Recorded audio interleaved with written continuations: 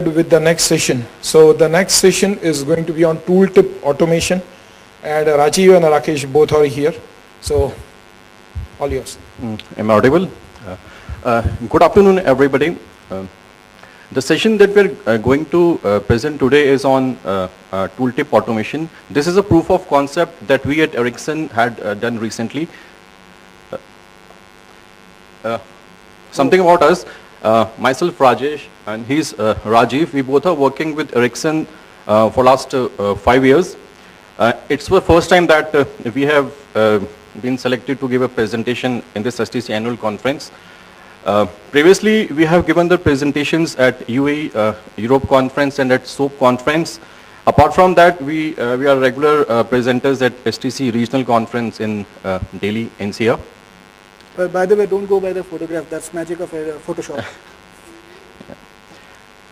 Okay, so like the topic says, tooltip automation. How many of you had attended this session? I think Jaya, right?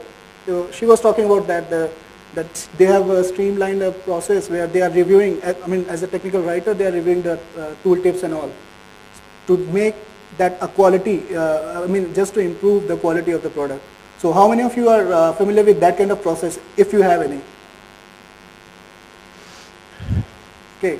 So, how many of you have thought of automating that process? That rather than having that review, how many of you actually want to automate that? I mean, as a technical writer, you all must be writing your documents, and that information which can be represented on the software GUI is already in your documents, and that happens almost every time. Okay, so we had, we had really well-defined strategy, I would say, because we knew what the problem is. There was no such automation, and most of the time that the technical writers were, in an ideal scenario, we were giving the tooltip or whatever info tip we wanted of the GUI, we used to provide them to the developers. But again, Control C and Control V also have some drawbacks, so sometimes they do some, which is really a kind of goof up. So we had a proof of concept on that problem. So we are going to talk about that only. So it's a quick agenda, some background, the problem and limitations that Rajiv was discussing, the solution, how we actually did it, some snippets and questions at the last. So let's start with the background. If anybody can just let us know what tooltip is, and this infotip is a new term which is evolved in the years that now people have started in the technical community to have infotips and tooltips. So if somebody can just tell us what tooltip and infotip is. Surprise. Everybody. Yeah.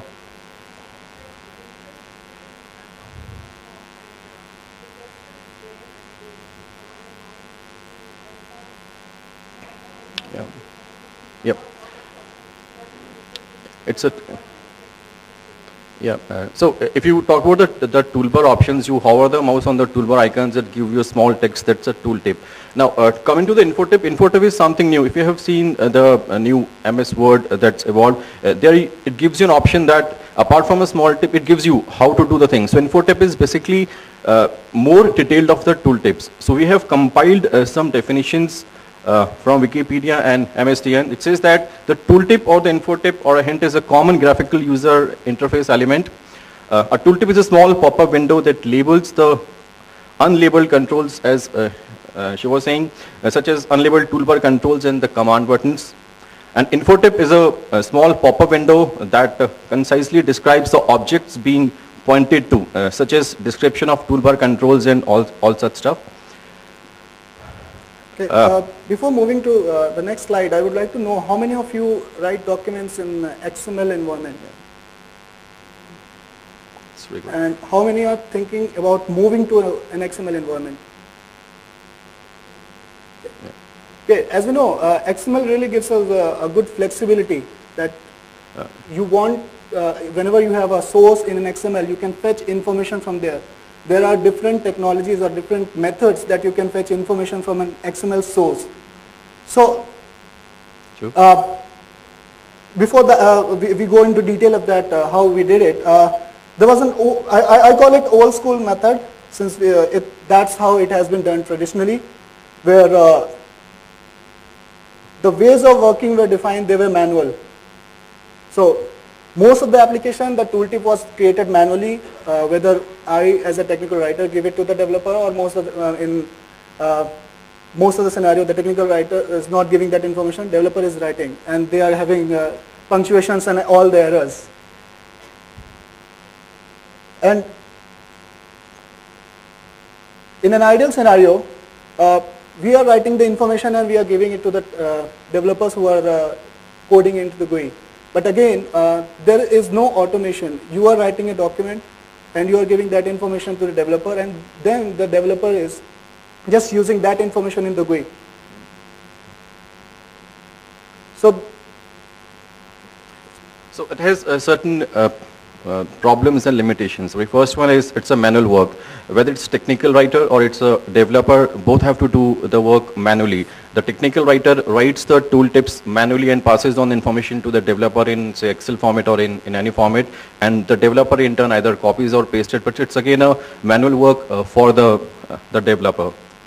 The other is regarding the quality. In an ideal scenario, the technical writer is giving the tooltip information to the developers. But in most of the cases, where there is no technical writer who is giving the information to developers, developers themselves have their own thoughts on the tooltips, and multiple developers start writing multiple sort of the tooltips, and then there is a problem with the consistency. The third one is the reusability, where every time you have to write it manually, write it again. So these were the three major problems which were identified. So now we define the problem, so we know that there could be multiple solutions for that. So we had a couple of discussions, and in that discussion there were a couple of solutions. Some were intelligent, some were not intelligent enough, maybe something like the straw to the crow. So we come up with three solutions which we could use as a proof of concept, and we can resolve this issue. The first one was using XSLT transformation. The second one was XML parsing, and the third one, which is something which a technical writer would love to, but if that was the choice, he wouldn't be a technical writer, probably he would be a coder. So that was also a solution. Technically, the third one was not feasible because the time frame we had, that didn't allow us to try that. The first one, that the XSLT transformation, we didn't have anyone who had that expertise. But we did have someone who was expert in XML parsing, because the product we work on, there are plenty of network elements which talk to each other in XML. So we had a couple of guys who were expert in fetching the information from one type of XML file and then translate it to the another format. So we thought of just utilizing that, because we didn't have to spend time in that and training and other things. So we came up with the XML parsing as a first step toward automating this problem. Okay, how did we do it? The very first thing, whenever you are having this kind of POC, and you are doing it on a smaller scale. But again, even if you are doing it on a smaller scale, you need to define the ways of working and how you are going to implement it. Because if you are going to have a defined ways of working and workflow, the less problem you might encounter while implementing that. It's not visible. Oops. Something wrong with the screen, I guess.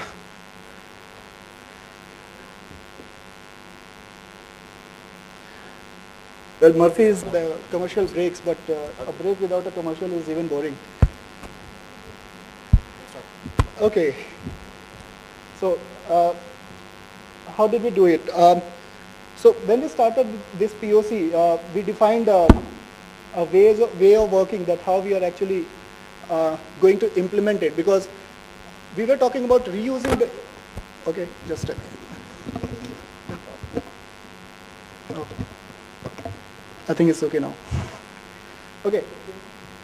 Okay.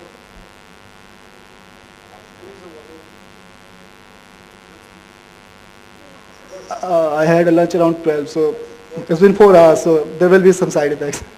Okay.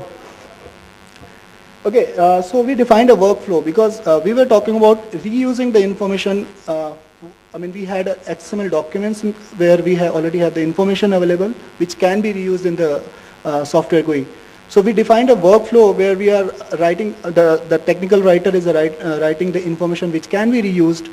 So what kind of information is going to be reused in the GUI had to be written in the document as well. Rather than having complete information which might not be suitable enough for a tooltip information.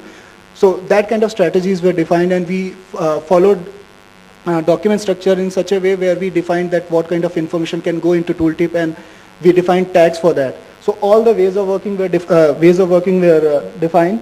So the first thing which came was the writing of the document. We did it according to the ways of we defined. The second one was the XML designer, he wrote a parser. Now this was one-time activity, because the next time when I have any change in the document, I don't need this. But when we were doing it for the first time, it had to be done. So as a second step, there was a designer who wrote an XML parser, which was fetching the information from the XML file, and it was translating into a language which the software developer can embed into the GUI. So the GUI designer was using some IDs. We all know about tagging IDs, because we also have online help and all where we give some specific tags. So we were also following similar to that. So the GUI designer was using those IDs to implement in the software GUI. In the next part, we had a build environment. I'm not sure how many of you know about Jenkins. We use Jenkins as a build environment. And in Jenkins, we integrate everything. The online help, we upload it in the Jenkins and everything. So we use the Jenkins build environment where we can provide the whatever files were translated by the XML parser into this build environment. And they were already mapped in this GUI. So when the next time if there is any update in the document, automatically the translated file is updated, and that is fed to the build environment. So anytime you are building, say with the new release or anything, that can be integrated into that. And then we had a kind of successful automation for that, because now we are reusing the existing information, we are making sure that the information is correct, and at the same time, the developers are loving it. Okay, because the best part for a developer could be that if you are going to just get away with the document part. So that's why the developers are actually loving it. The snippet part will be, I'll be talking about that, how we are actually translating it. So in the snippet, I'll show that XML file. So this is how the typical XML file looks. This is not in the editor mode. The editor we use that shows is in a different format. That's a WYSIWYG format. But this is the typical XML file. So if you see the bold part, I'm not sure if you can see it from here, but there are something called the object tags. Inside that object, there is a term named port. I'll help you.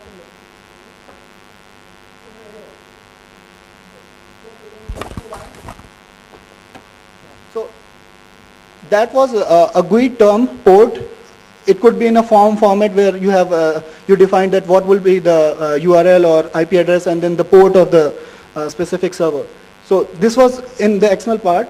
And the tooltip information, which was a kind of one-liner, that is in the next line with a TP, that is a table para tag. So it's written in there. But for the GUI element, we use object tag. So the parser knows that whatever it is in that object tag, that's a GUI term, and whatever follows right after that, the first line, it has to be picked as the definition of that. So that's how we are mapping in the XML parser right now. So the file is fed to the XML parser, and the XML parser create a tooltip.property file. This is a kind of ways of working which we have. In other scenarios, it could be something else where the input for the GUI is in a different format. It could be an XML as well. We had a property file where each GUI element has a value defined to it. So if you see, there is a section in that tooltip property file which says FTP distributor, and in that there is a definition that FTP distributor.generaltab.port. So the port was the object tag, but if you look into the document, you'll find chapter level as FTP distributor in the very first line. So that convention we defined during the ways of working, because giving a unique ID to each element was more important so that you don't mix up while mapping into the GUI. Just like that the ID should be unique, similar to the online help, that on one page you have given a unique ID and you are opening some other page, that's not good. So similarly, we defined that how we are going to map that. And this property file we provided this property file to the Jenkins build environment, and then Jenkins build environment was, while creating the build, and the final build was published.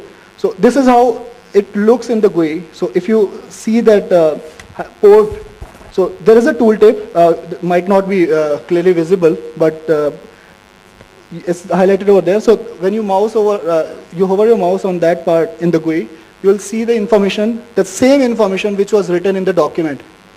So now we have that, that process streamlined, that whatever you are writing, you can give the IDs to that, and that XML parser is fetching that information and making it in a language which the Jenkins build environment understand. It is mapped with the code as well, with different unique IDs. And in the end, the same information is used here. So there are chances when someone is not mapping it correctly, but that's something which you always define in the first place while defining the strategy, that how you're going to map it. For example, we used it at the FTP distributor, that's the dialog box, and in that there are two tabs, general and description, I guess. Yep. So FTP distributor dot general tab dot port. So this is going to be unique because the port could be on other distributors as well. It might be HTTP distributor as well. But then in that case, the mapping will be HTTP distributor dot general dot port. So that's how we are making it unique. So that part we have to define in the first place while writing the XML parser. So this is how we have implemented it. I'm sure you guys must be having plenty of questions on top of that. So probably we can take questions in that.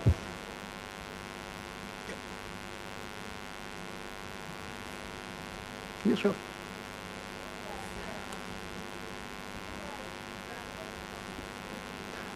In the POC slide, okay. Just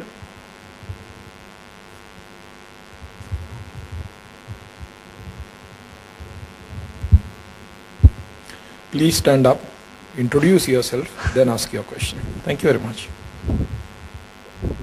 It's directly going to the other one. Okay, I remember it. That's not. Okay. Not. See, I'm Kiran Mai from Chennai, and this question is about. You said the XML parsers is only one-time operation, right? So now, if you go in for your GUI designer, he is going to map the IDs, and if you're talking about context-sensitive, almost like this. So what happens if you're going to have a new, because I'm assuming that this is hardware documentation part of it, little bit, because you're talking about ports and servers. Okay. And if you're going to have a bill of material which have new parts, then what happens to your map IDs? And he'll have some effort, right? And you're also asking the developer to do it. So what happens at that point of time? Yeah. So I'll reply with this part. If you go to the snippet part, change in that the GUI part like you asked. So if there is a change in the GUI part, I'll change the document as well. So the source of information is updated according to the change in the GUI, but the ID is same. So whenever the next time there is a change, and I'm also updating my document, so next time when the parser will run, it will fetch the updated information from the source and update in the property file provided to the build environment. So whenever there is a change in the document, obviously, I mean, whenever there is a change in the GUI, there will be a change in the document, and at the same time, the property file will be updated when the next time you are changing. Yeah. So if you see here that FTP distributor general tab, that port, so that is which we are hard coding here right now. Apart from that, if you are changing that, I mean the name of that, the top of that label, that scenario have to be handled by the GUI designer, because then in that scenario we know that it is updated, but the code part has to be updated by someone else. But yes, whenever we are updating that information part, that can be controlled by the technical writer always. Yeah. Only when the GUI, there's a change in the GUI, you need to update this file. That's what you said. It seems we have something like 5-7 minutes. I don't know if this is too much to ask. Can we see a demo or something like that? Unfortunately, If something is already installed on your machine. No, we don't have, because that the build environment and all, they are not on this system, because we Okay. need Office network for that. Okay. So unfortunately, we cannot show any demo right now, but that's the flow. So if we have more question, we can take it up. Okay. I think. Sorry. Yeah. I'll give the mic.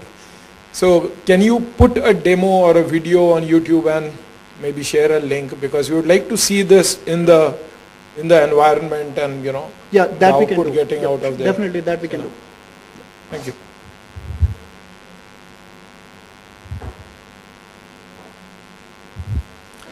Hi, I'm Soumya from CDK Global. The POC that you did, okay, how extensive was the UI that you did the POC for? Well, How big or how small was it? Well, the product we use that it's a standalone application which is installed on it's installed on a server and then you run it on a desktop. The GUI part is I would say there are multiple users and the GUI is really extendable. But when we talk about the implementation or the POC we have done, that was taken up only for some screens because the ways of working was same for all the screens. So we took it for for one type of use case. We took it as for the testing part. We implemented it there, and for there we found there are some issues. We resolved them, and again we retried it. So now it's working for one use case, and similarly it can be implemented for the other scenarios as well. So for the first case, I would say we took it for say 10 or 12 screens, but it can be extended as well. So it's scalable is what Yeah. you're saying. Yeah. And the next question is, how much time did it take for for you to implement the XML parser for this POC, this particular 10 or 11 screens that you're talking about? Well, writing about that, when we talk about parser, there are different methods of parsing information in XML. The one we had, that was a DOM parser. There is another better way to use it, and that's called JAXB, which is a much better parser. We had, this one was done on DOM, which was taking, say, for scanning one document and creating a section of property file, it was taking around 5 minutes. But in JAXB, it can be improvised and it could be less than 5 minutes. So we are also looking forward that where we can minimize that time as well. Thank you.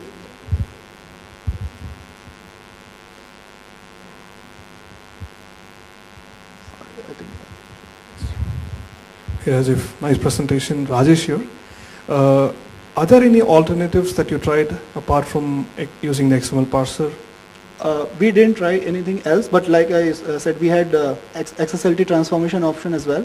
Okay. We didn't have anyone who was who had expertise of XSLT transformation, but XSLT transformation is another way we can utilize it.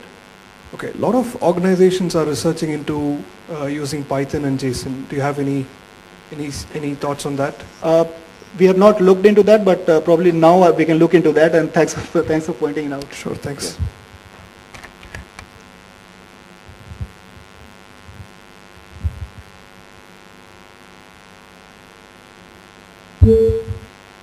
All right, last question of this session.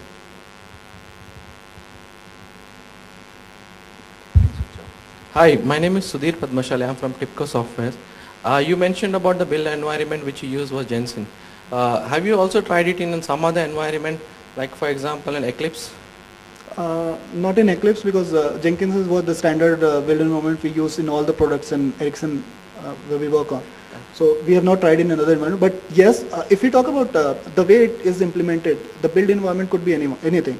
It's all about how you are translating one type of information and feeding it to the other system. That's it. So, for example, if I am manually giving that file probably in Eclipse or somewhere, you are placing it on some place and fetching that information from there, it is feasible and it is practical. The only thing is that we try to, rather than manually putting that file there, we already had a kind of workflow defined. We use that only, but you can do it in any way because the implementation is. Yeah, because I have done it on Eclipse environment. It was pretty much simple to what you said. Just to share my thoughts. Yeah. It was basically a Word document where we had an ID and a description, and it was put it into Eclipse, and it populated automatically. Yeah, so That's that what can it be is. done. Yeah. Looks so technical. Yeah, it was so technical and you were taking advantage. Probably someone else was also looking for raising the hand, but you said that I'll take the last question. Anyway. Yes, so I think that's my privilege as the MC. So. That's true. This sounds too technical. What can a technical writer who is coming from non-technology background do about learning all this? Where does one get started? I mean, for maybe people like Sudhir, and so on, it's very simple. They're already working with Eclipse and things like that. But somebody who doesn't know what is a parser.